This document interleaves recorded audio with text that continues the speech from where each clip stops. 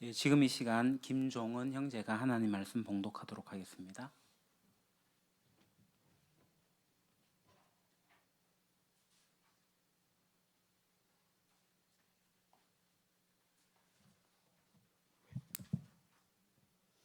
오늘 우리에게 주시는 하나님의 말씀은 누가복음 24장 46절에서 49절까지입니다.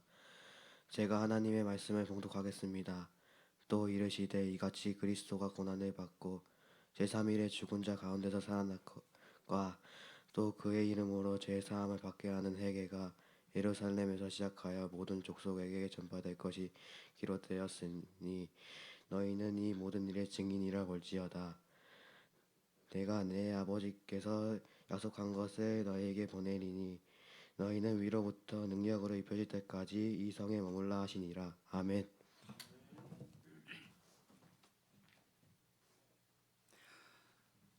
지난주에 말씀을 좀 기억해 주시고요. 우리가 어떤 예수를 믿는가에 대한 이야기를 나눴습니다. 역사적 예수가 있었고 기록된 예수가 있었고 신앙의 예수가 있는데 이것이 2000년이 지나오면서 믿음의 고백으로 공동체의 고백으로 전통으로 이어져 왔음을 이야기했습니다. 그래서 우리가 예수 그리스도를 알기를 힘쓰자. 어떻게 성경을 통해서 알아가자라고 했습니다. 성경을 통하지 않고 개인적인 생각으로 예수님에 대해서 생각할 수가 없습니다. 다른 자료를 가지고 예수님을 생각하면 예수님의 관점이 많이 바뀌게 됩니다. 그래서 우리가 이 역사적인 기록 속에서 성경을 봐야 되죠. 성경은 그래서 매우 중요합니다. 성경은 예수님이 어떤 분이었는지 대해서 증거하고 있습니다. 성경이 얘기하고 있는 예수님의 상, 예수상은 정말 실제적인 예수님의 가장 근접해 있는 모습입니다. 그래서 여러분이 성경을 읽으셔야 돼요. 성경 읽으셔야 됩니다. 성경 읽지 않고 누군가가 이야기해주는 그 예수님을 그냥 무턱대고 고민 없이 받아들이지 마십시오. 예전에는 성경을 앞에 보신 것처럼 가죽으로 만들었어요. 이 표지를. 왜 가죽으로 만든지 아십니까? 너무 자주 읽으니까, 자주 읽으면 이게 닳게 되잖아요. 그래서 이제 가죽으로 만들었어요. 근데 어떤 분들은 이 가죽 성경책을 사실 필요가 없습니다. 그냥 비닐로 되어진 성경책 사셔도 돼요. 안 닳으니까, 성경책을 안 읽으니까. 그러니까 굳이 뭐 비싼 가죽 성경책을 사실 필요가 없는 거예요. 제 성경책은 비닐이었습니다. 좀 달아서 이렇게 제가 스스로 리폼을 했습니다. 어떤 분이 또 제게 이런 이야기를 했습니다. 왜 유림교회는 성경책을 들고 오라는 말을 하지 않습니까? 제가 사실 주일에 여러분 성경책 갖고 오세요라고 이야기를 하지를 않았습니다. 왜 그러냐? 여러분들의 성경책이 세번역본이 아니기 때문에 그렇습니다. 저는 좀 쉬운 글로 이 성경의 내용이 좀 우리가 접하기 쉽도록 된 성경책 읽으면 좋겠다 싶어서 계속 제가 화면에 세번역본으로 이렇게 하고 있고 주부에도 세번역본 성경을 싣고 있기 때문에 굳이 여러분들이 가지고 있는 개역개정본을 갖고 오실 필요가 없겠다. 그러니까 여러분 집에서 개역개정본 읽으셔도 됩니다. 그리고 세번역본도 읽으시고요. 공동번역도 괜찮은 성경책입니다. 읽으시고 영어를 하실 수 있으신 분들은 영어 성경도 읽으시면 좋겠습니다. 근데 많은 경우에 이 크리스찬들이 집에서 성경을 잘 펴보질 않아요. 솔직히 여러분들 가운데 지난주 중에 성경책을 펴보신 분이 그리 많지 않을 거라고 생각합니다. 제가 볼 때 많은 크리스찬들이 평소에 이 성경책을 잘 펴질 않아요. 그 주중에 그러는데 굳이 뭐 주일날 성경 그러니까 교회 와가지고 성경 읽으려고 이래 편다. 이건 좀 어울리지 않는 것 같습니다. 그러니까 어떤 분이 또 그럽니다. 그래도 주중에 성경 안 읽으니까 주일날 교회 와서라도 한번 펴가지고 한번 읽어야 되지 않느냐. 그런 이야기를 하시기도 합니다. 앞서 말씀드린 것처럼 우리 교회는 새 번역본으로 보기 때문에 굳이 또 화면으로 그 말씀을 다 보여주기 때문에 주부에 또 다 기록해 놓기 때문에 개역 개정 성경은 굳이 이제 갖고 오지 않으셔도 됩니다. 그래도 나는 주일날 성경책 읽어야 돼, 봐야 되겠다 싶으면 뒤에 비치용이 있으니까 비치용 성경을 읽으시면 되고요.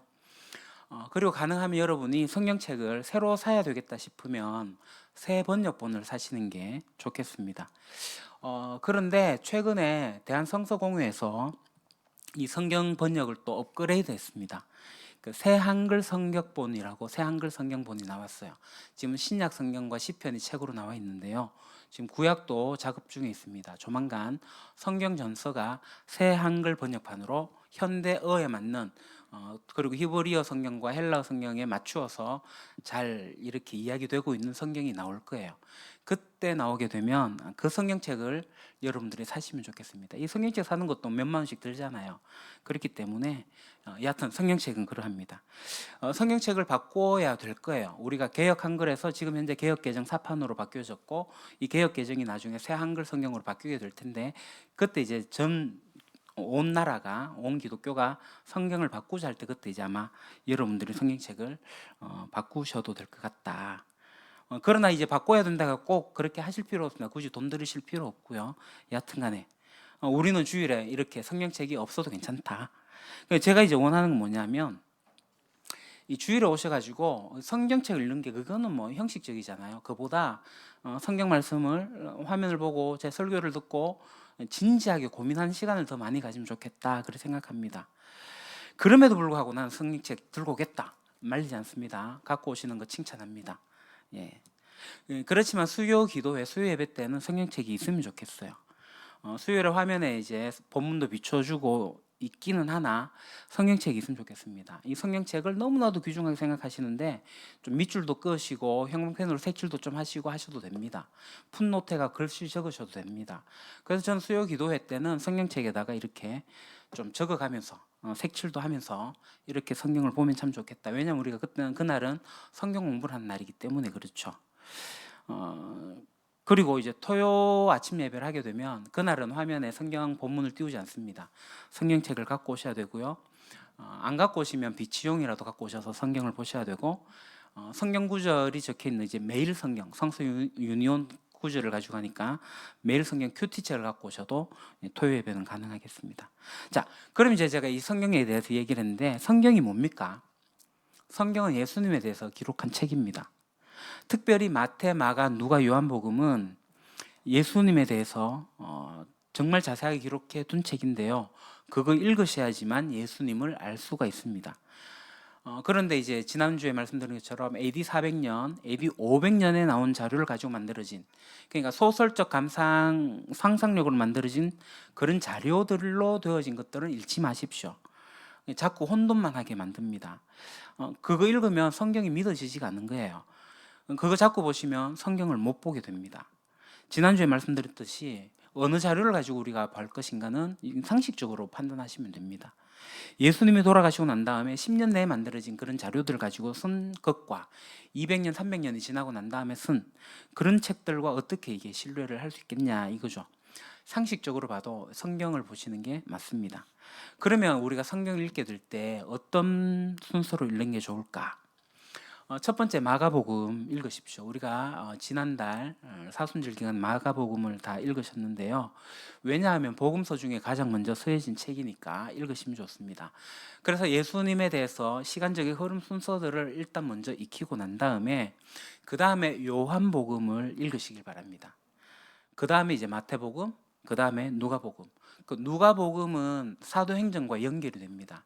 누가복음의 저자가 누군지 아세요? 예. 사도행전의 저자가 누군지 아세요? 누가입니다. 누가가 둘 다 썼는데 1편, 2편으로 생각하시기 때문에 누가복음과 사도행전은 이어서 보는 게 맞습니다.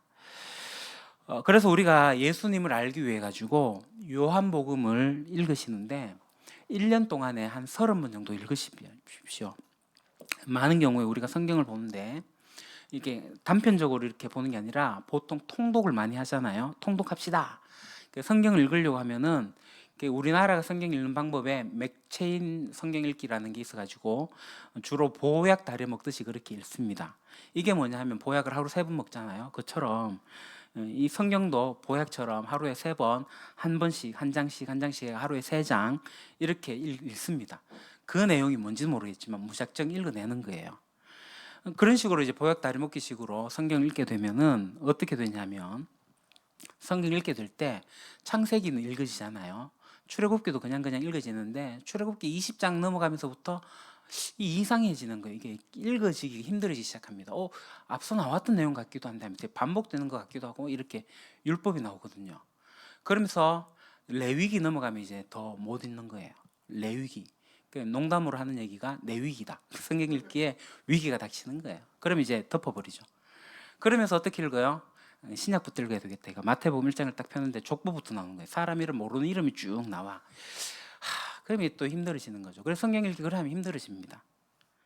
저도 그렇게 읽었기 때문에 많이 실패했었어요. 그렇게 읽지 마십시오. 그래서 여러분들이 이제 마가복음으로 예수님에 대한 이야기를, 스토리를 알게 되면은 요한복음을 보시면 좋겠습니다. 우리 장로님도 늘 강조하잖아요. 요한복음 1장, 요한복음 한 30번 읽으셔야 됩니다. 요한복음이 이 머릿속에 싹 들어올 때까지 계속 읽으십시오. 이게 진짜 좋은 방법입니다. 그 다음에 이제 요한복음 이렇게 30번쯤 읽게 되면은 이제 마태복음으로 가시면 돼요. 그 마태복음 예수님의 가르침에 대해 갖고 쭉 이어져 나오거든요. 예수님의 가르침, 그것을 우리가 또 한번 30번 정도 읽으면서 배워 나가는 거예요. 그러면 그 속에서 예수님이 누군지를 그토록 진실되게 알고자 했던 사람들의 증언을 그 속에서 만날 수 있게 되는 거죠. 그래서 이 복음서에서 예수님을 만나셔야 돼요. 여러분들이 만들어낸 예수가 아니라, 그 시대의 상이 만들어낸 예수가 아니라, 여러분들의 필요에 의해 가지고 만들어진 그런 예수가 아니라, 성경이 얘기하고 있는 예수를 보시려면 이 성경을 끊임없이 읽으셔야 됩니다. 우리가 계속해서 예수를 왜곡하려고 하는 그런 게 우리의 본성에 있다는 것을 지난주에 말씀드렸잖아요. 그렇기 때문에 성경을 읽으셔야지 왜곡하려고 하는 것들이 깨어집니다. 오해들이 깨어져 나가기 시작해요. 성경을 읽어야지 원래 계셨던 역사적인 예수님을 만날 수 있게 됩니다. 오늘날 기독교가 이 세상 속에서 지탄을 받는 여러 가지 이유가 있겠지만, 저는 그 중에 하나가 뭐냐면 바로 이 역사적 예수를 잊어버렸기 때문이다 라고 생각합니다.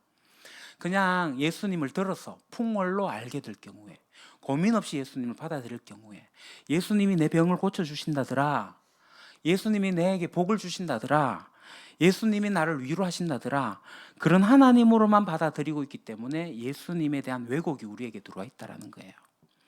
그런 부분이 있습니다. 예수님 우리에게 복 주십니다. 예수님이 우리를 위로하십니다. 예수님이 우리를 치료하십니다. 그런 부분이 있긴 하지만 그것을 뛰어넘는 게 있는데 그걸 잘 보지 못하는 것 같아요. 그래서 우리가 바른 전통을 봐야 됩니다. 2000년 동안 교회가 고백해왔던 이 신앙의 고백에 귀를 기울이십시오. 기독교는 어느 날 갑자기 하루에 뚝딱 이렇게 만들어진, 창조되어진, 개발되어진 그런 종교, 그런 믿음이 아닙니다. 2000년 동안 계속 흐르고 흘러왔던, 반복되어져 왔던 동일한 고백이 있었습니다. 그 고백의 선상에 우리가 있는지를 봐야 되는 거예요. 사도신경, 니케아, 콘스탄티노플부터 시작해서 그 신앙의 고백들이 이어져 오고 있습니다. 그리고 이제 그 다음에 제가 이제 마지막으로 말씀드리고 싶은 것은 뭐냐면, 나의 삶 속에서 이 역사적 예수를 알았다면 이제 이 역사적 예수를 나의 삶 속에 경험하셔야 됩니다. 왜 기독교가 지난 2000년 동안 교회가 존재해왔는지 아십니까? 먼저는 예수님과 함께 있었던, 그래서 예수님이 돌아가시고 부활하셨던 것을 목격했던 사람들, 그 예수님을 정말 경험했던 사람들이 그 예수님을 역사적으로 경험을 했어요. 그래서 그 예수님에 대해서 그 다음 세대에 대해서 이야기를 한 거죠. 그 다음 세대들은 예수님을 직접 보질 못했습니다. 그러나 그들이 전해준 예수님을 믿음으로 받아들였고 그들의 심령 속에 예수님을 만나게 되고 경험하게 됐죠. 이 사람들의 증거가 맞구나. 그것이 반복되어져서 오늘 우리에게까지 온 겁니다. 이게 2000년의 역사예요. 그렇다면 오늘날 우리에게 필요한 게 뭡니까? 내가 만들어낸 예수, 내가 원해서 만들어낸 조작한 예수가 아니라 실제 역사적인 예수, 그거 오늘 우리가 경험해야 되는 거죠. 2024년 오늘 이 자리에서 말이죠. 자, 예수님께서 떠나가실 때 이런 말씀을 하셨습니다. 누가복음 24장 46절 49절 세 번역본인데요. 오늘 본문입니다. 같이 한번 읽겠습니다. 시작. 그들에게 말씀하셨다. 이렇게 기록되어 있다. 곧 그리스도는 고난을 겪으시고 사흘째 되는 날에 죽은 사람들 가운데서 살아나실 것이며 그의 이름으로 죄 사함을 받게 하는 회개가 모든 민족에게 전파될 것이다 하였다. 예루살렘에서부터 시작하여 너희는 이 일의 증인이다. 보아라, 나는 내 아버지께서 약속하신 것을 너희에게 보낸다. 그러므로 너희는 위로부터 오는 능력을 입을 때까지 이 성에 머물러 있으라. 아멘. 이러고 난 다음에 이제 사도행전으로 연결이 돼요. 누가복음 맨 마지막에 쓰여진 구절입니다. 예수님께서 여기서 뭐라고 말씀하시냐면 내가 아버지께서 약속하신 것을 너희에게 보내주겠다.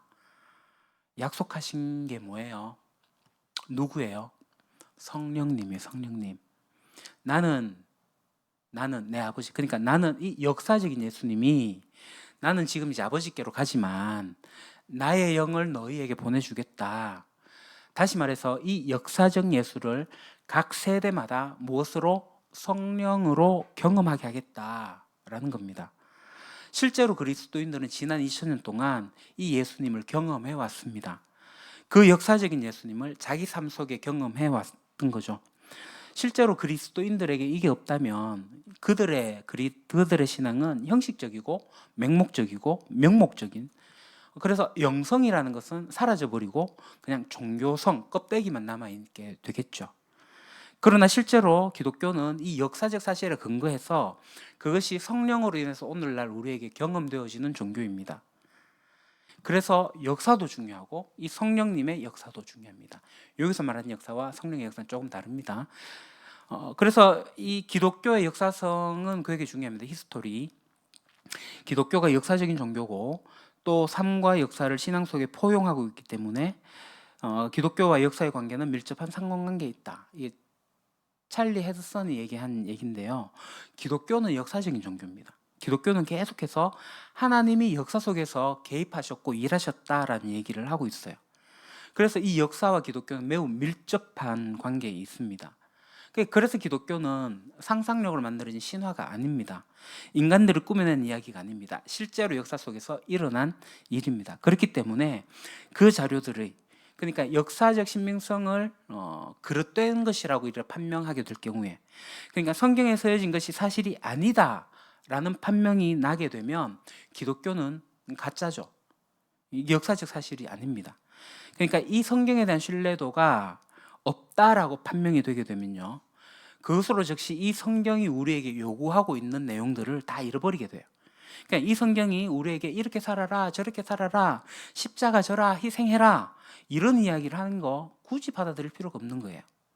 그러니까 성경 자체가 역사적이라고 제가 얘기를 했는데, 만약에 이게 역사적인 게 아닌 게 나타나면, 그러니까 성경 속에 있는 많은 내용들을 우리가 어떻게 이걸 따라가겠냐는 거예요. 만약에 예수님이 부활하지 않으셨다 하는 그게 사실이다, 역사적으로 지금 증명할 수 없지만 어떤 설득할 수 있는 자료가 나타나거나 우리가 알지 못한 어떤 자료가 나타나 가지고 이 기독교가 성경이 가짜다, 역사적 사실이 아니다라는 것을 증명할 수 있는 자료가 나타난다고 하면, 그렇다면 저는 제 신앙을 재고해야 됩니다. 저는 만약에 그렇다면 재고하고 예수는 없다라는 시리즈로 설교하고 있을지도 모르겠어요. 아니, 교회는 가짜다 하고 다니고 있을 거예요. 근데 여러분 잘 아십시오. 없다고, 그러니까 없어도 있다라고 믿는 것은 기독교가 아니에요. 그래서 역사가 굉장히 중요합니다. 여러분은 그럼 어떤 예수를 믿고 있으십니까? 여러분 오랫동안 크리스찬으로 신앙생활 하셨던 분들, 눈을 감고 예수님을 생각하게 되면 어떤 분이 떠오르세요? 또는 이제 막 신앙생활을 시작하신 분들이나 교회 처음 나와가지고 혹시 기독교에 무슨 가능성이 있지 않을까, 이런 것을 막 지금 가늠해보고 계신 분들은, 여러분들은 예수님 하면 어떤 분이 이렇게 떠오르십니까? 예수님에 대해서 아시려면요, 이 원전으로 돌아가야 됩니다. 성경으로 돌아가야 돼요. 그래서 여러분 성경을 읽으실 때 요한복음 읽으십시오. 요한복음 여러 번 읽으십시오. 한 번 읽지 말고 수십 번, 한 30번쯤 머릿속에 다 들어올 때까지 읽으십시오. 그렇게 되면 이 역사적인 예수가 드러나기 시작할 거예요. 그러고 난 다음에 이제 마태복음 가는 거예요. 아까 얘기한 처럼 예수님의 가르침이 계속 나오거든요. 조금 어려운 내용입니다. 근데 역사적 예수를 알게 되면 예수님의 가르침이 왜 그렇게 가르치고 있는지를 알게 돼요. 여러분, 기독교는 자기가 믿고 싶은 것을 믿는 종교가 아니에요. 자기가 만들어낸 하나님을 믿는 종교가 아닙니다. 기독교는 역사적으로 실제 하셨던 하나님, 그 하나님을 믿는 종교입니다.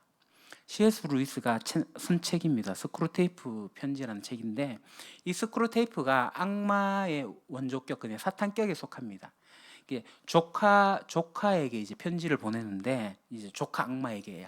그 다음 세대의 악마에게 이제 편지를 보내는데, 거기에서 하는 이야기 참 재밌습니다. 유머러스하게 풀어놓은 책인데, 그 시대마다 다른 예수상을 만들어내라.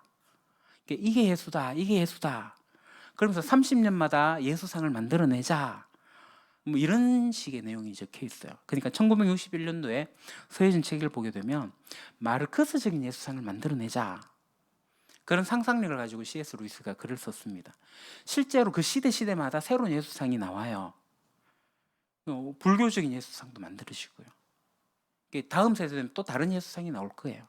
여러분은 어떤 예수를 믿으시겠습니까? 역사적으로 실존하셨고 존재하셨던 예수님을 믿으시고 그 예수님을 만나십시오. 이 예수님 만난다는 것은 성령 하나님 역사 속에서 만나실 수 있습니다. 그 예수님을 경험하십시오.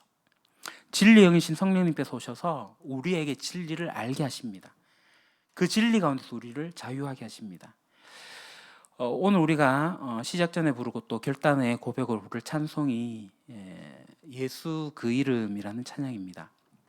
이 곡을 작사하신 분이 송명희라는 시인이세요. 이분은 뇌성마비 장애인입니다. 1963년도에 출생을 하셨는데 그때 출생할 때 의사의 실수로 이 뇌를 건드려서 태어나면서 뇌성마비 장애를 얻게 됐어요. 어린 시절 아버지 결핵과 해서 매우 가난하게 살았고 정말 힘들게 살았습니다. 모태 신앙이었는데 하나님을 원망하기를 그렇게 참 많이 했다고 합니다. 그러다가 17살이 될 때 하나님을 인격적으로 만나게 돼요. 그러고 나서 성경을 20번 통독했다고 합니다. 잘 읽어지지 않는데 계속해서 읽었다고 하고 계속해서 기도했다고 합니다. 그러면서 하나님께서 하시는 말씀을 듣게 되고 그 글로 시작했는데 이게 이제 시가 되게 된 거예요. 그래서 많은 시를 쓰게 되었고 그 규장이라는 출판사에서 시집을 내게 되었고 최덕신이라는 분을 만나면서 그것이 이제 작곡이 되어져 가지고 이제 오늘날 우리가 찬양곡으로 불려지게 되는데 그 송명희 시인이 가장 좋아하는 곡이 뭐냐면 바로 이 예수 그 이름입니다. 이분의 간증 속에서 왜 예수 이름이 가장 좋으냐 하니까 이 얘기를 하는 거예요. 예수 그 이름은 아무나 아는 게 아니에요. 특별한 은혜예요. 그것을 모르면 천국 못 가요. 라고 이렇게 얘기를 했습니다. 그래서 제가 고등학생 때 이 송명희 씨 이 곡을 처음 알게 되었는데요. 이 곡을 이제 묵상하다가 처음엔 좀 의아해했어요. 왜 예수님의 그 이름의 비밀을 말할 수 없다라고 했을까? 왜 비밀이 되어가지고 말할 수 없다라고 했을까? 예수 이름의 비밀을 내가 간직해야 되는 게 아니잖아요. 나만의 비밀이 아니잖아요. 말해야 되는데 왜 이 시인은 말할 수 없네라고 표현을 했을까? 이게 되게 의아해했어요.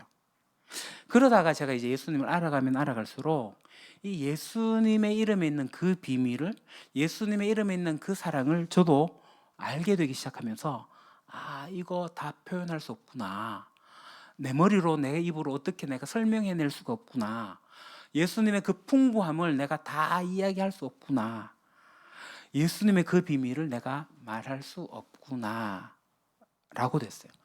그러면서 이 송명희 시인이 했던 이 시의 내용이 우리 이 찬양의 가사가 이해가 되어지기 시작했습니다. 예수 그 이름.